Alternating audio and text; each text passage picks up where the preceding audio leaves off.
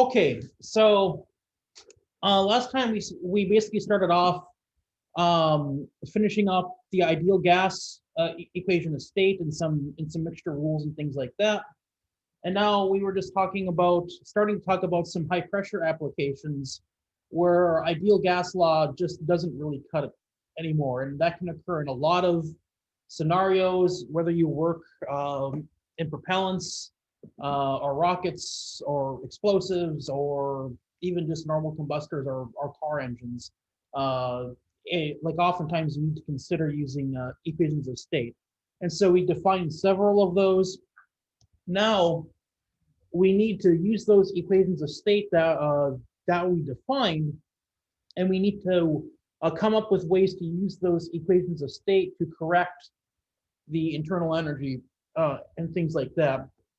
And so essentially we want a function for the internal energy that is consistent with our real gas equation of state, and we'll choose E as a function of T and V.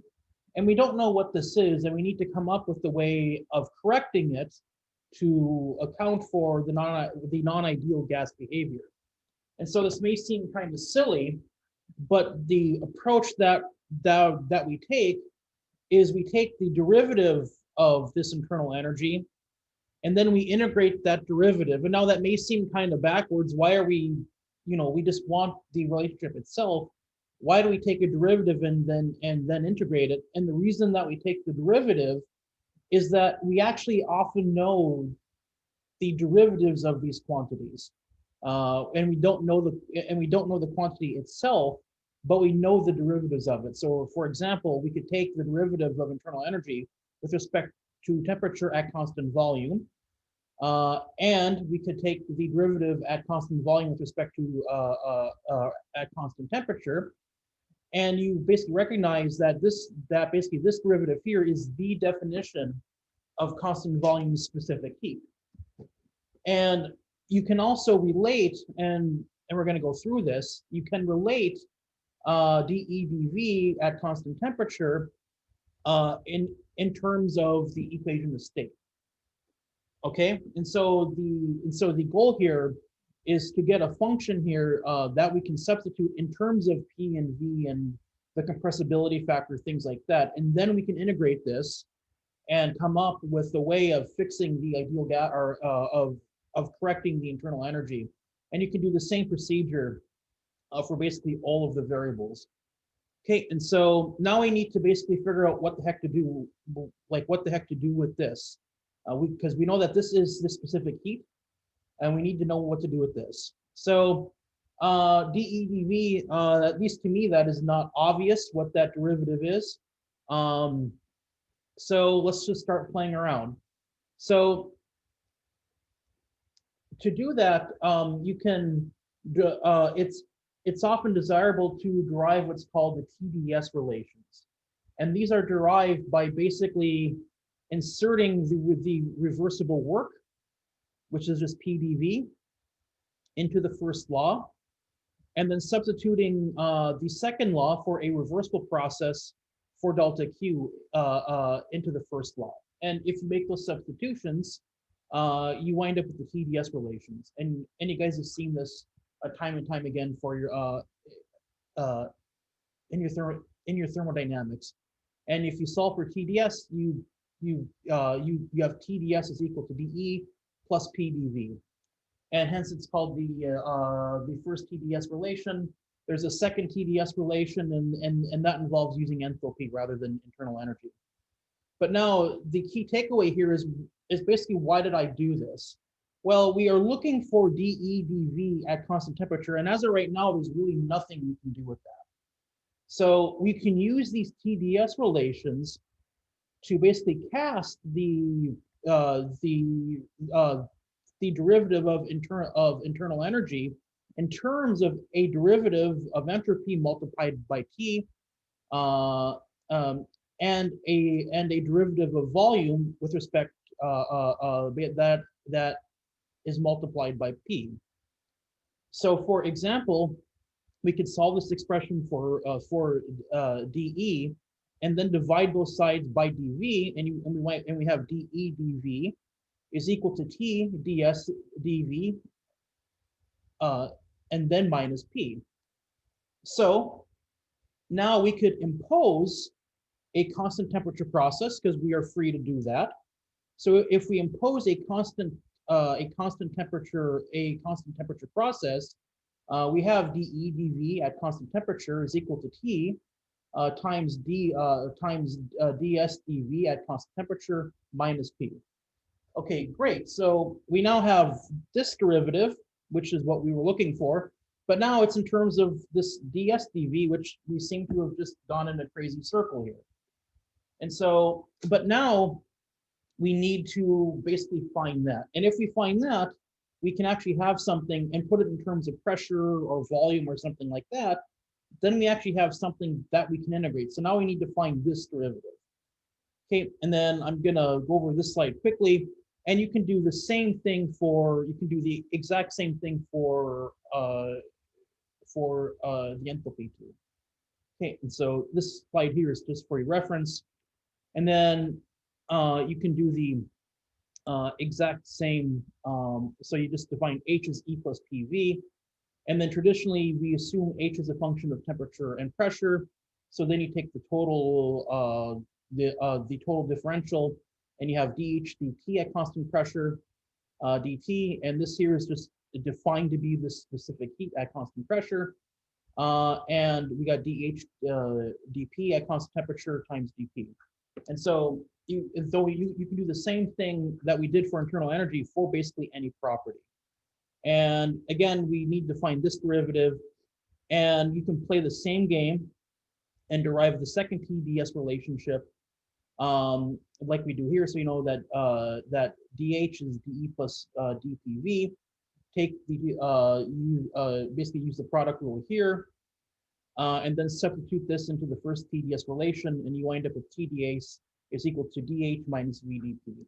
And so there are all sorts of these things, and these are all very useful for basically casting a derivative with respect to energy at constant volume, or enthalpy at constant pressure, or enthalpy with respect to pressure, and then casting it in terms of an entropy or some other variable.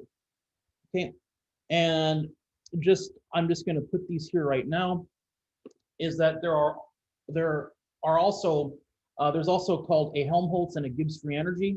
These are basically thermodynamic potentials, and essentially they're just more fun and games with combining E and H and TS. And you can take and you can take derivatives of those and wind up with basically with basically differential relations between the Gibbs free energy and the Helmholtz potentials. Now these are important because you can relate. It turns out you can relate pressure to the derivatives of this Helmholtz and Gibbs free energies, which is why they're important. And often the thermodynamic potentials are used quite a bit, and they're very powerful if you know what they are. You can find any quantity if you know these potentials. You can find any thermodynamic quantity that you could ever want. Okay, so so we're going to use all of these relations eventually, and when we deal with chemical equilibrium, we'll be using Gibbs free energy quite a lot. But our goal here is to come up with a relationship for ds dV at constant temperature, so that we can stuff it into the internal energy relationship. And so, and before I do that, we need to just get some stuff out of the way for thermodynamics. And again, we have that overall goal of finding E. And so we need to define some thermodynamic relations. If you've had advanced thermodynamics, you've been through this in great detail. So I'm going to sort of give the Cliff's Note version of this. Is that you can relate derivatives to each other. So if we consider a function psi, it can be any variable. It's a function of x and y. We can take the total derivative of psi, and we have basically a d psi dx at constant y dx plus partial psi partial y at constant x dy. And if you notice, So we have a total derivative of psi is equal to this. And we also have basically quite often, we have the total derivative of a thermodynamic function is some quantity multiplied by a differential quantity. So basically thinking about that, we can also call d psi is equal to some function a times dx plus some function b times dy. And now note these two functions here, they are the same derivative. So we can conclude that a is just d psi dx at constant y, and b is d psi dy at constant x. Okay, so all I've done was I've just uh, uh, equated these. And then you can show if you take the second derivative of basically d psi of this expression here, you can show that the derivative of a with respect to y at constant x is equal to the derivative of b with respect to x at constant y. So you could take d psi dx, d dy d psi dx, and that must be equal to d dx d psi dy. Basically, it's just the symmetry of the second derivatives. And so, and then you can basically, argue that basically dA dy and dB dx are actually are the same thing. Okay, and some other thermodynamic relationships. If you have psi as a function of x, y, and z, you can show that basically d psi dx, this is the sort of triple, kind of a triple product rule type thing. You can show that that dy dx at constant psi at n constant z is equal to minus d psi dx at constant y constant z divided by d psi dy at constant x constant z. And so quite often you'll wind up with a scenario where you have the derivative where a variable that you are interested in taking a derivative of naturally comes up in the sort of it's being held constant. And you can use this relationship here to take a variable that is being held constant in the derivative and then basically move it into the derivatives itself. So it's very useful for that. You can also show that basically dx dy is equal to 1 over dy dx. This drives mathematicians nuts, but it's true. And then you can also show that basically dx dy at constant psi and constant z is equal to basically dx du divided by dy du, because these sort of du's, they kind of cancel out. And again, you can prove that very rigorously. I'm just going to sort of state what they are. And in your sort of engineering calculus, you've been sort of using these two all the time. You know, if you take the differential equation and divide by dv, you've been sort of using this all the time. Okay. So now why do we do this? Well, first, let's just look at the Helmholtz potential. So we have dEA is equal to minus SdP minus PdV, but we can also take the total derivative of that. And we have dA is equal to dA dt at constant V, dV plus dA plus a dA dV at constant temperature times dV. And now, using those derivative relationships, you can show that minus S is equal to dA dt at constant volume, and minus P is equal to dA dV at constant temperature. Now we can use, great, what did this give us? Well, we can take the second derivative here, and you can use this derivative rule over here that I showed, and you can show that ds dt, or that ds dv at constant temperature is equal to dp dt at constant volume. So why do we go through all this work? Because we were looking for this derivative right here in terms of a pressure. Now we got it. Now this relationship here it allows us to basically cast this DSDV into DP-DT, and using the and then now we can stick in our equation of state, and then integrate, and then use this to integrate the energy. Okay, and there's all kinds of these, and basically these expressions here, where you have two non-obvious thermodynamic derivatives being equal to each other, they're called Maxwell's relations. And I just grabbed there's a famous thermodynamics book from Herbert Callan, and there's a whole table of these things. So if you want to basically find these, if you want dt dv at constant entropy, you can show that that's minus dp ds at constant volume. Okay, and here mu is the chemical potential, and we will actually be using some of these later on. So, and this is a table from his book. So I'm not going to go over all. I'm not going to go over all of these. These are here for your information. Okay, so now finally, we can go back to internal energy, and I've already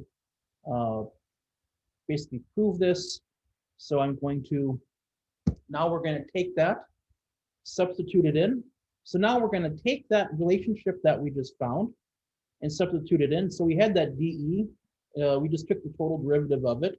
We had that dE dt, or that dE is equal to this expression here. dE dt at constant volume plus dE dV at constant temperature dV. This was specific heat, so we already knew what that was. We needed to figure out what to do with this. We used the first TdS relation to show that dE dV at constant temperature is equal to TdS dt at constant volume minus P. Then we derived a Maxwell relationship to show that this derivative here is just dP dt at constant volume. Okay, and actually, yeah, and so now we got this in terms of our equation of state. Now we can actually integrate it. Okay, however, there are some issues that we need to do. Is we need to integrate between states 1 and states 2. And also a little gotcha here is that CV is a function of T and volume. So we need to integrate this, but we need to be careful how we do that. And we normally don't have data on specific heat at high pressures. And you can use the equation of state in a similar way to correct the specific heat.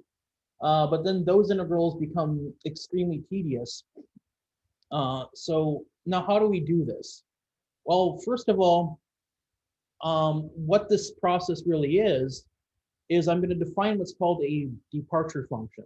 So basically, if we want to find the change of energy for a real gas between two states, E2 and E1, we need to define a path, and we need to integrate CV dt plus this real gas correction term here along that path. And this is really, in mathematical terms, this is really a line integral in a vector field. And the vectors are temperature and volume. And the magnitudes of those vectors are the specific heat and this quantity here. Basically, whatever that means. So if you take more of a mathematical class in thermodynamics, they actually discuss it that way. So now, since we're just integrating between 2 points, it really doesn't matter what path we take. We could assume constant volume and go up to the volume as state 2 and then move to the right. That's a valid path. We could assume constant volume and go this way and then go straight up. That's a valid path. Or if we're masochists, we could choose this crazy path, and that is also a valid path.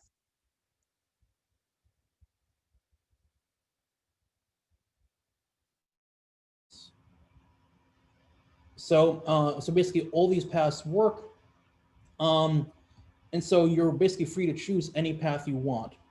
So now we can be smart about this and choose paths that are easy. I mean, clearly either this path or say this path here is a lot easier to integrate along than basically this path here. Okay, but we can, but we can choose an even more clever path. So we know that since we are dealing with gases, we know that that even a real gas will limit to an ideal gas in the extreme scenario where you have zero pressure, zero density, and infinite volume. And now what does this now what does this give us? Well, as I said before, we can find all the quantities for basically this piece of the integral here, basically using our equation of state. But the specific heat is a different matter. And so if we can choose a path where we integrate in temperature, where we know what the specific heat is, say in the ideal gas limit, then we can actually do then basically we can do this integral here using data that you guys have always been using. Okay, so uh, so if we choose a strange path here where we start at point 1 and we integrate at constant volume all the way to v equals infinity, then go up for a constant volume pressure or a constant volume process and integrate this specific heat term, then go from infinite volume to whatever volume point 2 is at. That is also a valid path. Now we've added a whole new leg to. This may seem like we've done more work by adding a whole new leg in our path, but now we know that this integral here, which would be the integral from t1 to t2 of cv at t, and we know that that's at infinite volume dt. Well, that's just equal to the integral from t1 to t2 for the ideal gas specific heat, which is a function only of temperature. Okay, and so now, uh, uh, if we add this sort of third piece here, we can integrate the specific heat term much easier. Now, that's still typically how it's not done. So instead, what they do is they define as that the thermodynamicists have derived a reference temperature. So let's make a slight change. And this is going to look extremely convoluted, but they're going to define, at infinite volume, they're going to define a reference temperature. And so the integration path will be from point 1 straight on over all the way to an infinite volume, then down in temperature, and then this intermediate point will be at infinite volume and at our reference temperature. Then starting at this reference temperature, they will go all the way up to V2, or T2, I should say, and then integrate along the V2 path. And so we've added yet another leg. But basically what this allows us to do is this allows us to basically cleanly define an E1 and an E2, and then just find E1 and E2 and subtract them because we have a clearly defined reference state here. Okay, and so basically we can find E1 by just starting at the reference state and integrating straight up in temperature and over to the right in terms of volume, and we can define E2 by doing the same thing, by integrating straight up in temperature and then going over at constant temperature to 2.2. Okay, and so, and basically how this is defined is that here this is at infinite, here this is at infinite volume, which is defined to approach the ideal gas limit. So if we go up at infinite volume, we are actually integrating a clean ideal gas. So here this would be EIG, and EIG would be the ideal gas at temperature T1. And if we go from Tref all the way to T2, that would be the ideal gas internal energy at T2. And just for reference, you can find that the ideal gas temp, or the internal energy for an ideal gas is just the integral from Tref to T of Cv for the ideal gas um, basically multiply or basically integrated over that range of temperature plus some constant. And this constant is the enthalpy of formation. Okay, so now we use this, and I'm just going to drop the subscripts 1 and 2 here and just call it E. E as a function of temperature and volume is this ideal gas internal energy plus a correction integral a along this path here. And for internal energy, this correction integral would be the integral, because we are starting here and going to here, would be the volume at infinity, which is just infinity, to v of our t dp dt at constant volume minus p. Okay, and if I just subtract off EIG, or the ideal gas internal energy, what we wind up with is called an enthalpy, or an internal energy departure function. Because basically this quantity here it measures how far off you are from an ideal gas. Okay, and so you can think of it as it's a correction to the ideal gas quantity. It's a correction to the ideal gas quantity. Okay, and so basically this here is called a departure function, and it's just derived using this sort of crazy convoluted line integral path. And for those of you who've done advanced thermo, you guys have seen this before, but the reason that I go over this is mainly just because it's starting to become an issue for combustion, and there's a lot of sort of mistakes that are made in the field by basically people that they are not used to this stuff. So it's good. So now we got this internal energy departure function. Now we can actually go through and actually, we know our equation of state, and we can actually do this integral here. So we can show that for internal energy, if we know the compressibility factor as a function of density, we can show that basically this is just that this departure function is just the integral of minus the integral from basically 0 to rho, t over rho dz dt at constant rho d rho. And so that's basically what it turns into.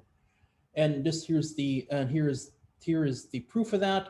So we have our departure function here, as I defined in the earlier slides.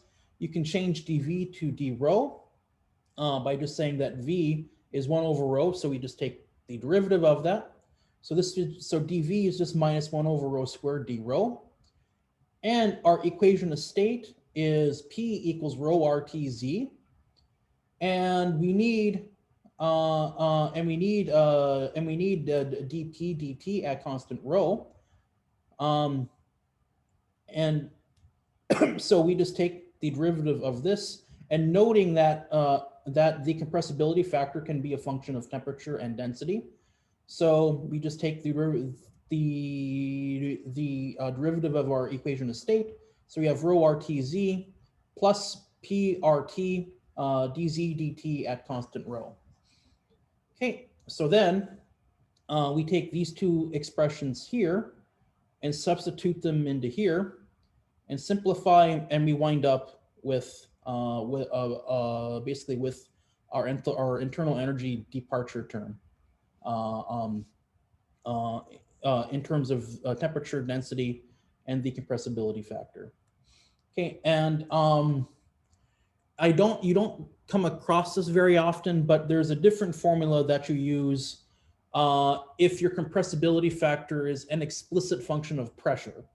Most often they are not, and basically what I mean by that is Z is explicitly a function of pressure and temperature. This formula would not be very useful because the density for those cases is extremely hard to find. And so basically so there's a pressure version of these relationships too.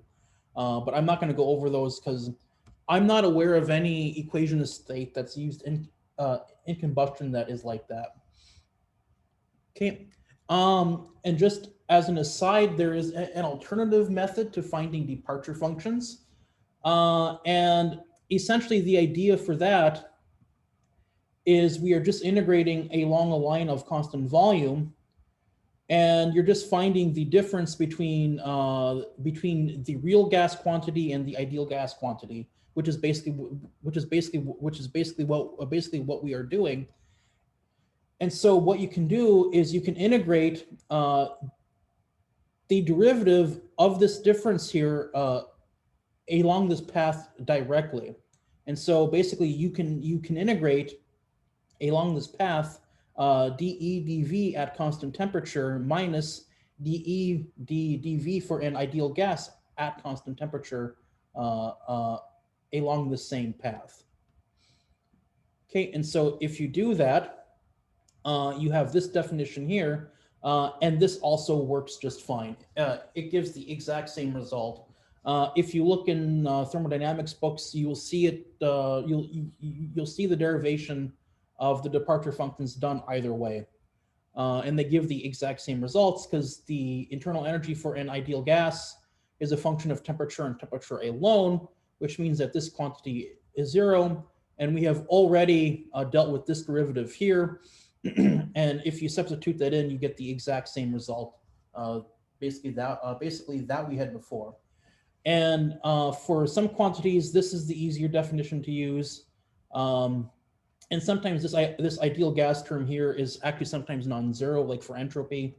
And for other quantities, going through the formal derivation that it also works just fine. And so I'm not going to go through any more of those. But so here's just a summary of departure functions. And these are if the quantity is a function of temperature and pressure. So that is, you are specifying E at some temperature and pressure. You use these relationships here. And there are these L and Z sort of correction terms to the entropy, Helmholtz, and Gibbs free energies. And those just account for the fact that we are integrating really in volume, but we are specifying pressure. So when we are subtracting the ideal gas term, you need to be careful that when you're that because you're specifying a pressure, but you're integrating in density, that when you subtract off the ideal gas term, that you are subtracting off that you are only integrating the density that you would get with the ideal gas law. And when you do that, I'm not going to show it, but you can show that you basically have to add these all these L and Z correction terms to account for that. However, you do not include those terms if the function E is a function of T and V alone. Okay, because you are saying the volume or the density is this, and so that works just fine. Okay, so you do need to be very careful when you basically when you are looking in books for these departure functions. Look very carefully to see what your quantity is a function of. It's normally either a function of temperature and volume or temperature and pressure. And so sometimes you will see those sort of correction L and Z terms, and sometimes you won't. But basically, to know which ones which, just look very carefully to see what they are assuming the quantities are a function of. Okay. Professor, can I ask a question? Yeah. So we can't use this can we still use these functions if our material is changing state, if we're compressing it and it goes from a gas to a liquid or something else like that? Yes. Yes, okay. These are actually used more heavily in chemical engineering, where they deal with all kinds of stuff, changes of state of like liquids, gases, ionic fluids, things like that. And so, yeah, these can be used for basically anything. It's just it may be hell to basically integrate the derivative of the compressibility factor that may be more difficult. But basically you can do this for basically any process. So is the limit just then the equation of state? It's good as long as the equation of state is representing the material up to that point. Yep. These are Okay. extremely general. You just need an accurate compressibility factor. And the idea of these is you're going to a sort of reference state that is an ideal gas where you basically know what to do with it. Even if it never goes to an ideal gas physically, you still pretend that it does. And then that allows you to define these departure functions in a more natural, in a fairly natural way. Okay, are there any other questions? Okay, yeah, in your guys' homework, you'll get a bit more familiar with these. And so here I'll just go through an example of actually doing one of these integrals. And so we have the internal energy departure function for BKW. And so recall that for BKW, the compressibility factor was 1 plus small x e to the beta x, and beta is just a constant. And we also have that this x is defined as rho times the sum of some mass base, it's called a co-volume factor, it's unitless, times a mass fraction, divided by t plus theta, basically raised to the alpha. Okay, and alpha is a constant, theta is a constant, and this k is a constant for basically every species. Okay, and so we want to find the departure function. So we have E minus EIG over RT, and oftentimes these departure functions are traditionally written divided by RT, so also pay attention to that because some references divide them by RT and some don't. Okay, and so that's equal to minus the integral from 0 to our density of T over rho, partial Z, partial T, at a constant density or constant volume process, basically d rho. So now we need to take our equation of state and start stuffing in our quantities here. So we have z here is a function of x, and x is a function of rho and t. So, and we are holding rho constant, so we don't need to play any games. If this was for, say, a constant pressure process, which is what you have in one of your homework problems, you could not just directly integrate this quantity here. You would need to have pressure in there. You would need to have pressure. You would need to substitute in the equation of state for density and have it in terms of pressure and temperature. Then that way you can hold pressure constant. But in this case, it's much simpler. We don't have to do that. Okay, so we know that dz dt we basically want to find that. So we just take the derivative of z. So it's dz dx times partial x partial t at constant density. Okay, and so we just take the derivative here. That's just 1 plus beta x e to the beta x times dx dt at constant density.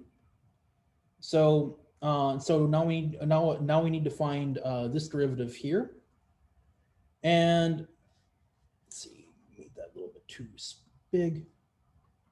So this is a pretty straightforward derivative here, as we're taking the derivative at constant density, and we're assuming like a constant composition. So basically, the density is constant.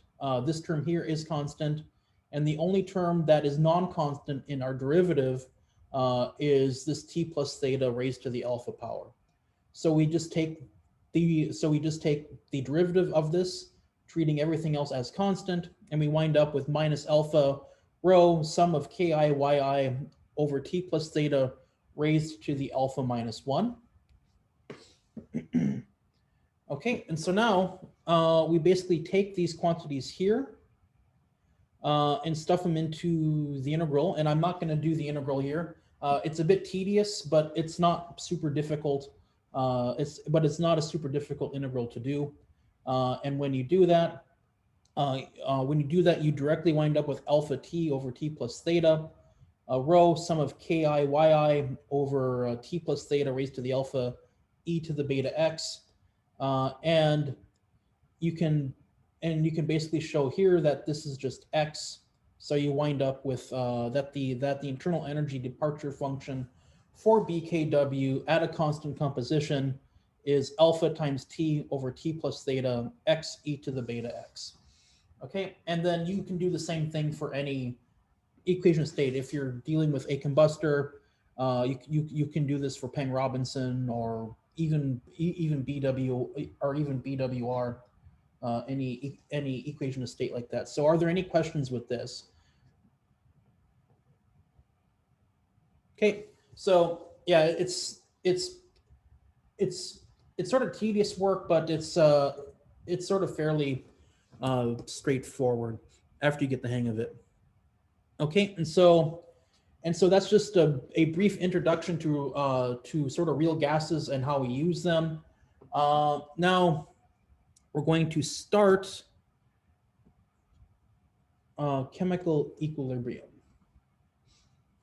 Okay, and so let me make this bigger.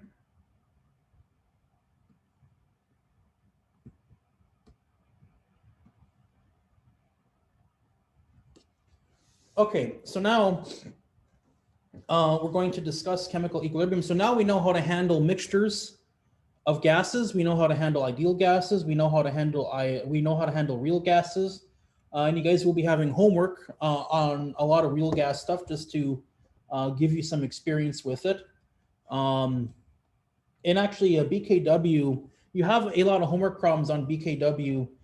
Because in our lab we use that equation of state all of the time, and it'd be good for the students to get experience with that. And then also is that the formulas that come out of that aren't too bad. If you used Peng-Robinson or something like that, the departure functions normally just explode into this huge gigantic mess, and there's implicit derivatives and all kinds of games you need to play. And so BKW, it's sort of an intermediate difficulty equation of state to use for finding departure functions.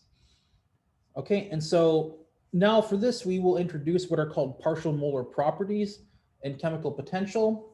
We'll derive conditions, or I won't derive them, but I'll state them. Conditions for chemical equilibrium. These are discussed in Koh's textbook in great detail and derived. I'm more or less going to state what they are. And then we're going to discuss how to correct these for real gases.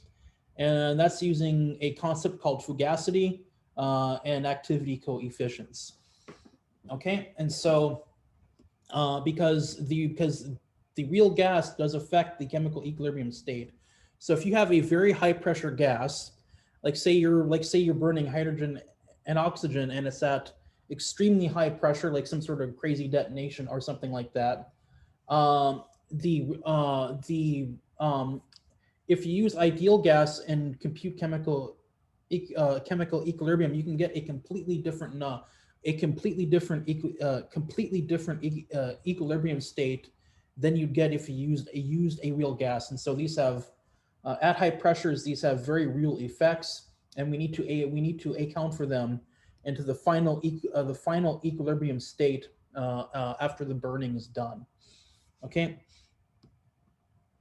And then to do that, we need to derive what's called a partial molar property. And these are really any thermodynamic quantity. And you just want to find how much of that property changes, and we'll call that property psi, by basically adding a number of moles of species I at a constant temperature and constant pressure process. Okay, so you could think of that we have a box, and in this box, say we're just looking at the enthalpy, which is a famous one for this. So in this box, we have some sort of enthalpy, and we're going to just keep track of, and we're going to add some moles of say O2, and we just want to find the change of the enthalpy in that box by the addition of those moles of O2, and basically that change is a partial molar property. Okay, and here psi is a total property. It is not per unit mass or per unit mole. So if you think in terms of thermodynamics, I've been doing everything on small h and small e, but those would be cap h. So basically h multiplied by mass, or small h bar basically multiplied by the total number of moles. Okay, and so common examples of this are the partial molar and the partial molar enthalpy, which would be dH dni for a constant temperature, pressure, and also you are also fixing the number of moles of the other species.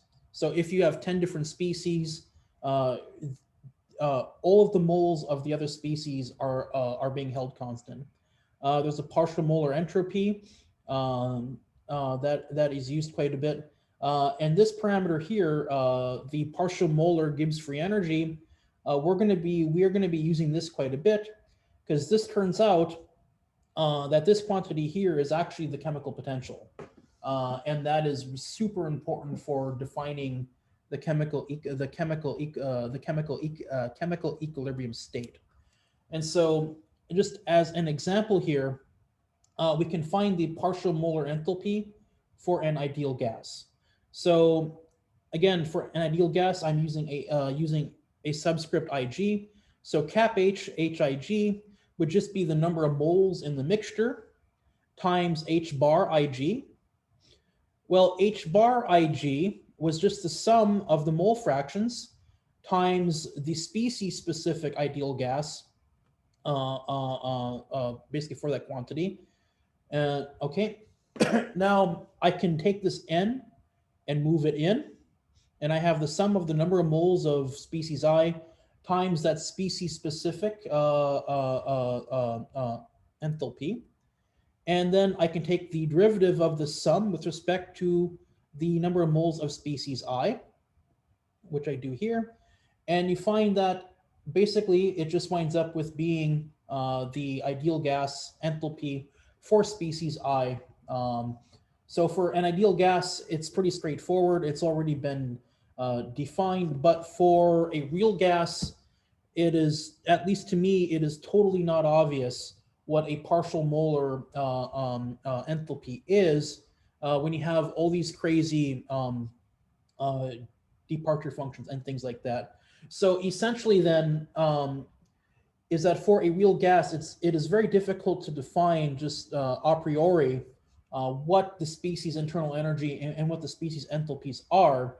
So instead, what this allows you to do is you find the total enthalpy or total internal energy for the entire mixture, and then perform this derivative, and then that gets you an enthalpy that is specific to that one species.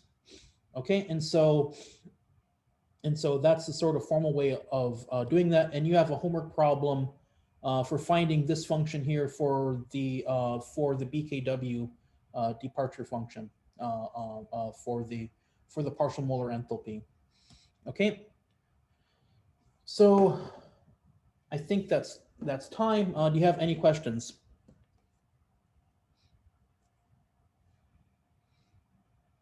Okay. Yes, sir.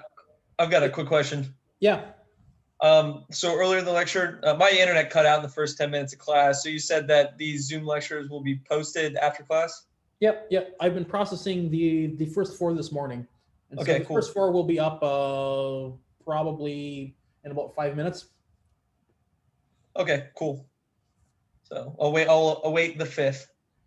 Yep. Yeah. And I record them to my personal computer, because then I can process them through something called Handbrake, which compresses them by about a factor of 4.